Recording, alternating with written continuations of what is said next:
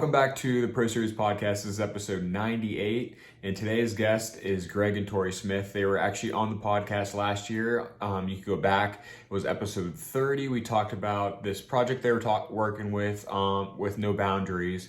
It's a No Boundaries campus. It was really cool. We get an update during this episode. We also talked about the HGTV show that they were on at that time, but now we are talking about a whole new show.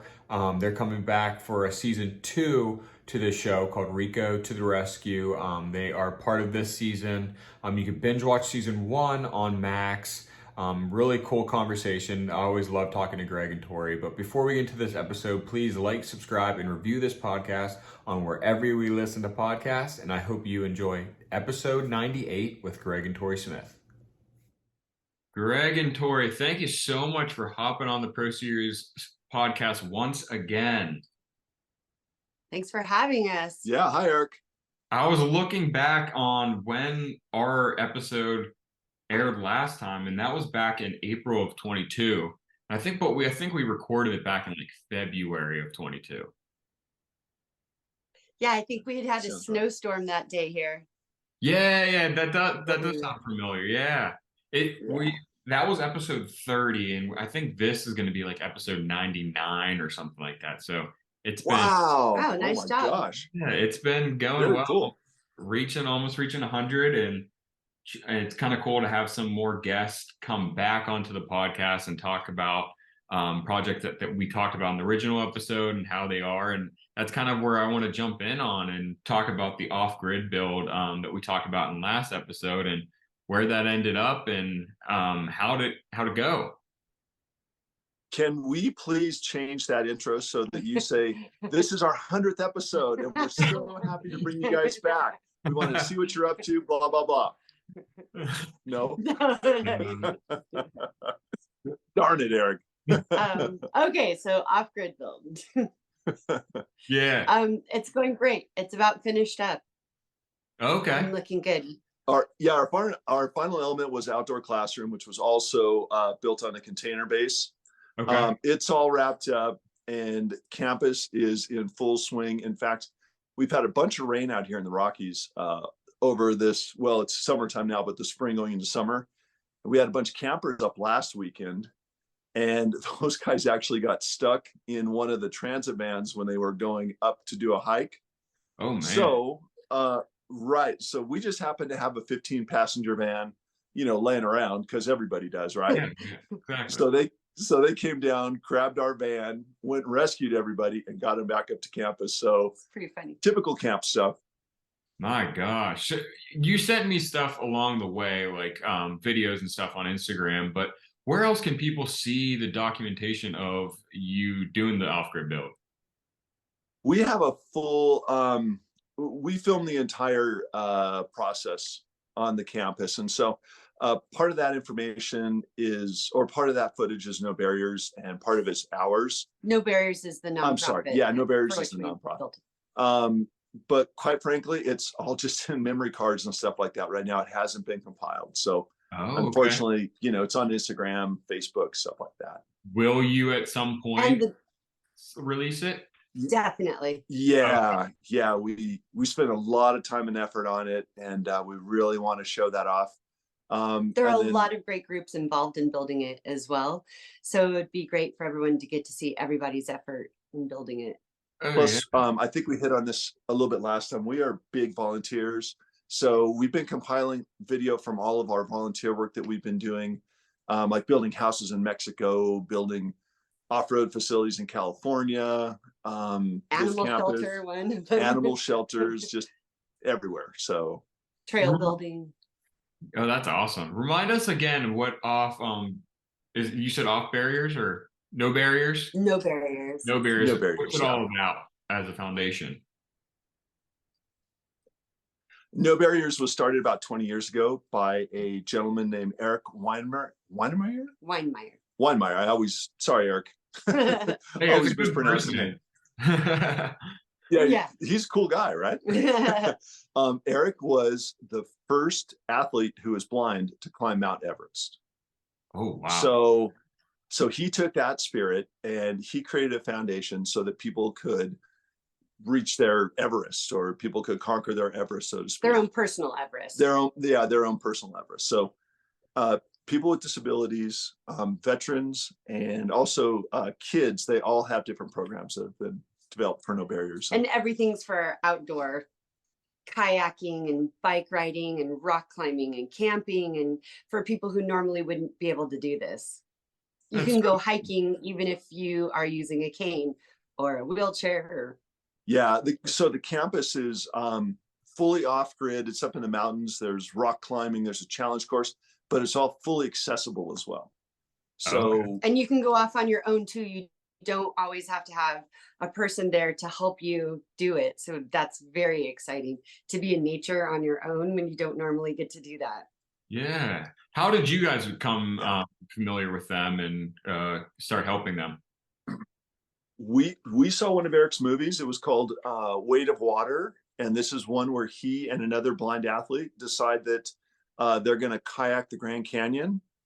And they're blind. And they're obviously both blind. It's an amazing, amazing human triumph story. Yeah. So we, at the end of it, we noticed that No Barriers was located where we live. And so we thought we could just go see if we could volunteer with them. So we did. And then it ended up, they were trying to have this campus built, but it was out of budget, and it was just too much was going on. They couldn't make it work. And so we decided, we asked if they wanted us to help them figure it out, and they did. So we did, and we got it done. And with the amount of money that they had, and it turned out way better than we could have imagined. My gosh. And it's located in Denver? Is that where it is?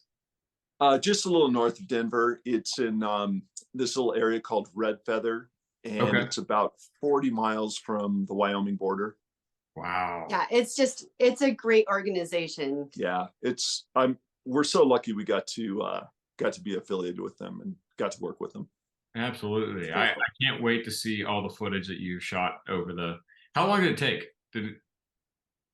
This was about a 2-hour process. Of course, we got put on hold because of let's try again. Wish it was 2 hours. Got it done. This was a 2-year process. We got put on hold because of COVID. Okay. And snow.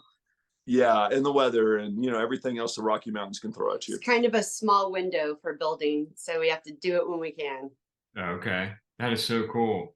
And then how did this whole Rico to the rescue all come about? I was actually working on the campus when I got contacted by the production company the first time, and I had to decline because I was in the middle of that project. They got a season 2, which is amazing. And they said, "Hey, are you available now?" And I said, "Yeah." So I signed on as their construction producer. And as we got started, we realized that right now in Colorado, we have a lot of building going on. We were having trouble infilling with contractors. So Smith Custom over here took over 4 of the projects. So we're working on both sides. So she's my boss and she's yelling at me, and I'm her boss and I'm yelling at her. And it's a really weird scenario, but it's working. It's going well. Okay. So we talked about your last HGTV show on this before, but how is this job different than the one before? The one before, actually, they're very similar, especially with the way we're running the projects. Excuse me. The only thing that would be a big difference, I would say, is that one was more geared towards finished. Yeah, just kind of finishing, help folks do their projects. This one, we have a contractor who has left a job. Most of the time, they've taken the funds. So our projects have a lot more problems going into them. They're more extensive as well. Like they're whole houses that aren't finished versus a room or something they would like to change. These are entire houses in some cases. So it's a lot more work. It's a lot more work, yeah. And not legitimate, huge construction situations. That's so sad and so realistic too, though, because that happens like every day with these. I know. It's so unfortunate what people have to go through. So what in a contractor producer, what is that role and what's it like look like to someone that has no idea there's a lot of people So are watching these shows and don't even know that's a position. Mhm. right. So the construction producer goes through, and first of all, we make sure that everybody that is going to be working on projects is properly licensed, insured, all that kind of stuff. So Capable. yeah, so all the paperwork side that comes with putting together contracts and things like that, overseeing projects. But then in addition to that, we're also working with specific companies that want to put their items on, let's say Like we're, trade outs. yeah, trade out type items. Okay. So, let's say we get a flooring company who really wants to be on the show. We'll go through and we'll put those relationships together. And we'll also do that with labor contractors. And then we help facilitate the filming. So we make sure that there's something to film when the cameras are going to show up, or, on the other side, we keep everybody moving along so that there is something to film. And That's a very big part, because when you're filming these kinds of shows, filming isn't happening every day, but work needs to continue happening every day. And so, all of the everyone that's at work there is working hard to finish their portion of the project, but you have to leave some good stuff for cameras to see. So his job is trying to figure out, on all of these jobs that are very spread out, where exactly you are with construction, because it needs to look good as well for an exciting film day. Absolutely. yeah, and Torie said, How have those off days when somebody, on shows, something goes wrong? On one of those off days that you don't get it recorded. You figure something out. there, well, there are days I'll hear him on the phone in the morning go, "No, you weren't supposed to have done that already. We have a whole crew coming out today. What will we film?" And then we'll have to push something along and figure something else out. We have a bunch of amazing contractors who are very well versed in their professions, and they're very good at what they do. But unfortunately, as contractors, we kind of forget that framing is kind of exciting for people to see, or there might be some inherent some electrical problem that would be interesting to talk about or something, and everyone just kind of glosses through it and they go over it. So I have to kind of re-educate these guys on, hey, I know you guys want to get this job done. I know this has to get finished. If you can let me know in advance when we're going to have this, or if you can hold these items for me, but please just let me know. Because, at the end of the day, we are talking about budgets and money and stuff too. So, but they also have other jobs going too, other builds that they're doing outside of this show. So, it's kind of hard for them as well. So it's a lot of coordinating. It's a lot of coordinating, a lot of sweet talking, a lot of educating. Yeah. I also ask the owners to be very much involved, and please help me report back, let me know what's going on. But it's mostly just communicating with everybody. How hard is it, you having like a construction background, how hard is it to pick stuff? Because most of the people that are watching these HGTV shows don't have like, they want to see the aesthetics, they just want to see the pretty picture, but you probably want to go and see the details. And like myself, design background, want to see those type of details. How hard is it to try to figure out from a general viewer's point of view? Well, first of all, we all know that people love seeing sledgehammers. People love seeing sticks go up in the air. So there are some very obvious things that we want to make sure that we cover. But then, in order to get those little detail shots like you're talking about, we always have time lapse cameras on the projects. If we're going to have a big day, like for example, when you put countertops in your kitchen, that's a big aesthetic change. Yeah. So we'll send a camera out for countertops, and then perhaps at the same time we'll have the plumber there. We can set some faucets, some trims. And sometimes it's a crew, sometimes it's a camera guy, sometimes it's just like you were saying, some GoPro footage. GoPros or film. But to answer your question, especially with our projects as spread out as they are, that's very difficult to do, because it's kind of like it's like a circus. We're like a traveling circus. Oh, yeah. We have to hit all the jobs and get all the stuff figured out. How many jobs are you usually balancing at once for just the TV show? So right now we have 9. Oh, wow. And I would say from the Denver area, we probably have oh no, further because Grand Lake. We have a job that's about 2 hours from Denver, Okay. and it's up in the Rocky Mountains. It's beautiful. It's a full house build. It overlooks this area called Grand Lake. And then we have projects that are north about an hour, and then to the south, west, and east, half hour It's each. very spread It's out very spread out. Okay. And Very how spread hard is with how very hard is different that? weather systems. Oh, that's It's just, true. yeah, it's just a lot of driving, and you know, like I said, basically that's just communicating, making sure that the right crew is in the right place to cover what's going on. And then, you know, the other secret is we try to stagger the construction so that we kind of know when, you know, when insulation's going in a wall, it's No one not as cares. exciting as, you know, a roof being put on or something. So yeah, so we Okay. kind of try to figure that out too. Okay. So when are we expected to see season 2? I believe season 2 is coming out in September. Oh, Our first 2 episodes are actually getting wrapped this week, or excuse me, next week. Okay. So those are Torie's first 2 projects over here. So our first 2 episodes getting wrapped next week. so far, the first 2 episodes are getting wrapped next. So as you can imagine, there's kind of a mad dash to get a bunch of stuff completed, a bunch of finish in and stuff like that. Yeah, yeah, absolutely. The finishing touches. So when I think I've talked about this a few times with HGTV people, but when it comes to like the finishing of the project, when you do like the staging and everything, that doesn't stay in the home, correct? For the homeowner, that's really strictly just for the show. Some does. Some does. Oh, okay. Yeah, and the owner always has the option of keeping some of the things. Especially, it depends on who your sponsors are. It depends on who your trade out companies are. But oftentimes, things are given to the owners, and then other times, you know, if we're buying furniture and stuff like that, and that's going in, they have the option of purchasing that. Oh, okay. But it's just for an aesthetic wow at the end. So Yeah. yes, they do sometimes get to keep it, but lots of times no. Right. Yeah. And the designer we're working with on this one also does all the staging. So she's a part of the process throughout the entire build.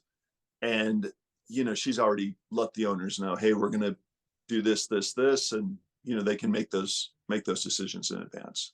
Gotcha. So in this new show, you're not going to be on the camera actually this time? No, I will be on the camera as well. Okay, cool. Yeah, I'll be the contractor on 4 of the projects. And I also work with Rico as his project manager, technical advisor, you know, whatever needs to happen on certain projects. So the thing that's kind of interesting about this particular show is that we're trying to correct a project that's gone bad. Yeah. And this is something that Torie and I have done for years and years. In fact, even that campus build that we were talking about. It was a project gone bad. Another contractor put out a bid. It was way off. So we had to come in and, you know, redesign stuff. Anyway, so we have a couple contractors who have, well, we don't know for sure, but they think they're facing jail time because they are like chronic rip-off artists. We've got people that have taken all the money from projects. We have homeowners who have houses that are completely open and they don't have any money to finish them. So as we go through, it depends on which hat I have to wear. Sometimes I'm just behind the camera, sometimes in front of the camera, and we're actually going through and we're figuring out these problems. And they're the contractors that give contractors a bad name. They are. And the neat thing about working with Rico and working with this production company is that we're actually, I'm not saying, you know, that we don't ordinarily take care of problems, but we are taking care of like real problems that these families are having. We're turning their lives around. We're getting things back on track for them. A lot of these people probably lose their houses or properties or whatever because of some of these scenarios. So sad. So can people binge watch that on Discovery Plus and Max? That one's on Max. Yeah. Okay, cool. Yeah. Awesome. I highly recommend it. It's really good. I definitely need to go on and binge watch that before season 2 comes out. Yeah. So, I need to binge watch it before season 2 comes out. So let's get on to the topic of like HGTV shows in general and how to get on and stuff. We kind of talked before the camera went on about that. And give us some advice on people that maybe like they're homeowners or maybe they want to be a talent that's on the show. What advice you have on, because given all your experience with the shows now, how to get onto the HGTV network? Sure. Well, I would say personally, first of all, if you're trying to get your house or your project on one of the programs, the criteria is pretty well set up in the casting calls. You can find a lot of casting calls on social media. I believe, I don't know if Reality Wanted still has them, but if you just scroll through casting calls for reality television, you're going to get some mixed stuff. You can Google casting calls for reality television. Right. That's what I meant. You can find them on Instagram, Facebook, all that kind of stuff, email. But make sure that your project, if you have a condo in Boca Raton and they're looking for houses in Southern California area, don't apply for that one. Make sure that you hit as many of the requirements as you possibly can. Be yourself. That's probably the hardest one. That's always the hardest for me. I don't know who I turn into when when the cameras start, but it's not who I normally am. So be yourself, make sure everybody's on board. A lot of these programs are going to require that you also have that you have a financial contribution that you can make as well. Okay. It's not, very rarely are you going to find like a complete freebie. Mm-hmm. This is to make sure mostly that the owners are interested and they're motivated. A lot of folks are a lot more motivated and interested when their money's, happening or going on with the project too. And just, put yourself out there, put together a little reel and go for it. It's very easy, actually. Oh, I'm yeah. so sorry, I'm distracted. My squirrel is in the window looking in, waiting for some peanuts. I'm like, just a minute. Does he want to come we on do the have hungry podcast? squirrels in the neighborhood. That's so funny. Okay. So, homeowners, a question that I actually have is, do they go away from the house? So say the project's a month long or a couple weeks long. Are they actually staying in a hotel or are they actually staying in their home? Not for this one. That's like a yes. That's a yes and a no. Okay. On some projects, yeah, they're completely gone.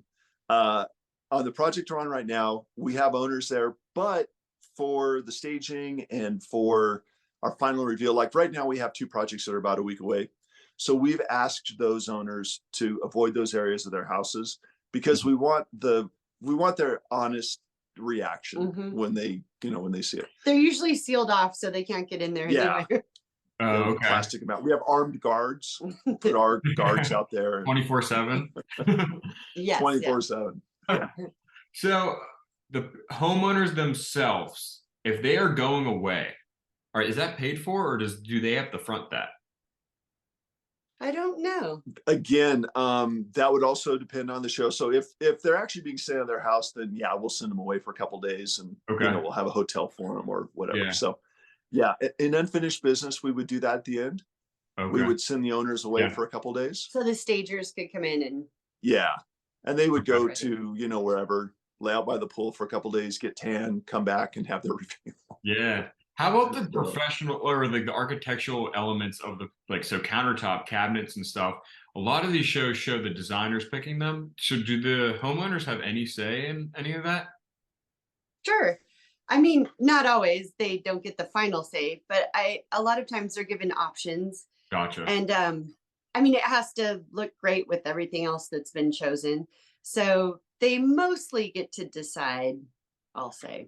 Yeah. Well, so we have designers that work. So Poonam Spa Design is the designer for Rico to the Rescue. Gotcha. She has a big team. She's an amazing designer. And they will go through, and you'll actually see this on the episodes. They go through and they have design meetings and they look through all the items and the elements. And for example, on one of our projects, they wanted to do a lot of black finish in one of the bathrooms. Okay. The owner really loved this faucet and the sink, and they were gold and they were brass. So after having the conversation, showing Poonam and her team, the sink and the faucet, Poonam was like, okay, well, let's redesign, let's see where we are. So yeah, I would say yes. There is a little bit of, well, these are your options, but at the same time, it's like, yeah, we want to make someone's home special to them. Yeah. And she had this sink and faucet and stuff custom made. Yeah, they're from Morocco. Mm-hmm. So Oh wow, that's cool. yeah, so Poonam's team was like, yeah, let's pivot. Let's figure it out.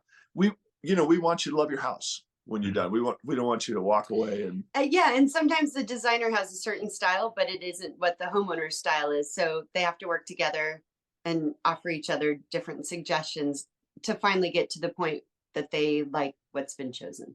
Yeah. So for the professional on the show like yourselves, how hard is it to do with the show, plus also have your outside company? Because you're probably doing jobs that aren't televised, or even the other contractors aren't doing shows. Like life still goes on. It's actually easier that way. Yeah, the regular jobs are way easier than TV jobs.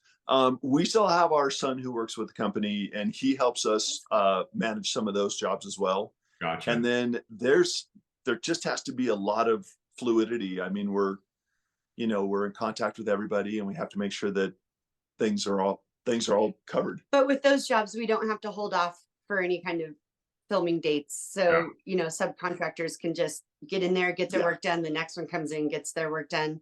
That's much easier. He's more involved with the show every single solitary day than I am. I'm just doing the contracting for the actual job sites, but he has to do everything else. Yeah. So I have to tell her to slow down. So what keeps you going and wanting to keep doing shows? Is it the customers? What is it? It's just fun. Coffee. Fun? Coffee. Lots of coffee. Fun by coffee. Okay. It's just exciting, It's just a fun little added bonus to your job you'd be doing anyway. Yeah.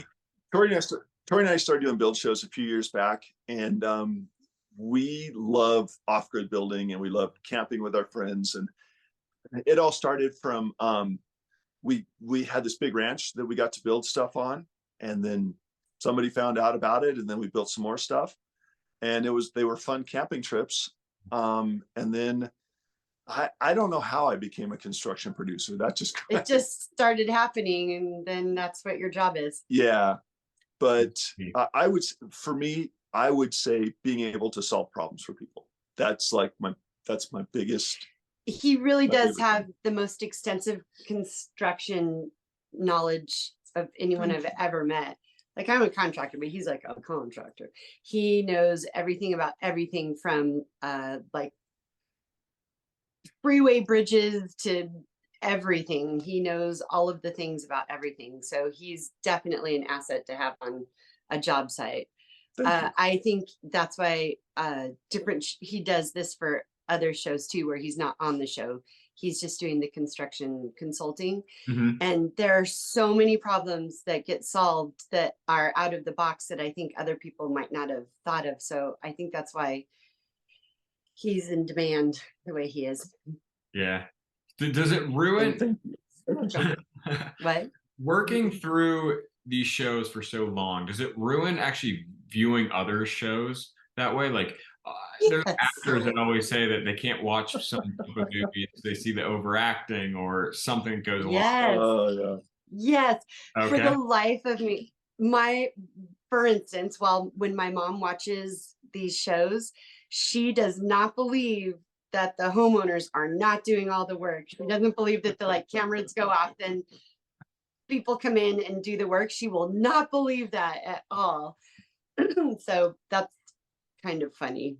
That is funny. Or when people are like, we have $12,000 and we're going to renovate our kitchen and bathroom. You're like, you can't even buy the materials for $12,000, So it's silly when you see those kinds of things. And I will say one thing that's really fun about getting to watch an episode after we make one is like watching the owner or watching the subcontractor or whomever you're doing a scene with, and realize that that person is just exactly that person on camera or off camera. So going through and being like, man, did a great job. And then you look at yourself and you're like, what am I doing? Why am I moving my hands so much? What's going on? Why am I using my loud voice? At least you're actually watching yourself. I hate watching myself. I never watch these episodes back or listen to them back. I just can't do it.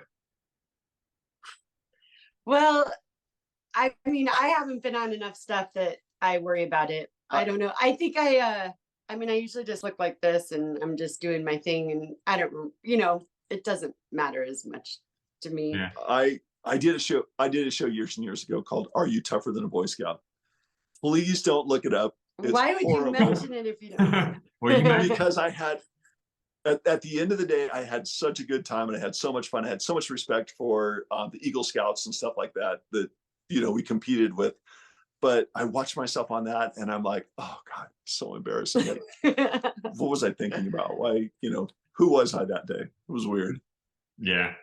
Awesome. Well, I want to thank you so much for taking the time talk about this. So I can't wait to watch season 2 and binge watch season 1 on Max. So is Discovery Plus a done thing now? Is it just Max? I don't know. I found it on Max because we happen to have that. Oh, okay. Because we don't have HGTV. We have HGTV. That's hilarious. I know, we really need to get on that. Yeah, somebody to work on. Awesome. Well, thank you so much for both of you who are hopping on and being a guest for the second time. Always love talking to you guys, and can't wait to see the off-grid stuff too once that comes out. So let me know when that comes out. I would love to share it. We will. We will. Thank you for having us. Yeah, I want to finish off with where people can follow you on social media. Oh, I'm the worst for social media is the worst. We have a Gregg and Torie page, but it's never updated. Here come all the terrible. excuses. I'm sorry, we're terrible with social media. I'm Gregg J. Smith on Instagram, and my name is Jerry GG JSMITH. GREGG. Yeah. And I'm Torieloveseverything on Instagram. Cool. Yeah, awesome. That's it. That's pretty much it. We need to work on that. Sorry. Really the best place to follow us is on your show. Yeah. You just take that's why we have. You could just take a bunch of these videos off of the show and just keep posting them. Oh my God, we need to. Yeah. Well, I'm glad to have seen you again. Yeah, thank you so much for coming on. And I can't wait to get this out.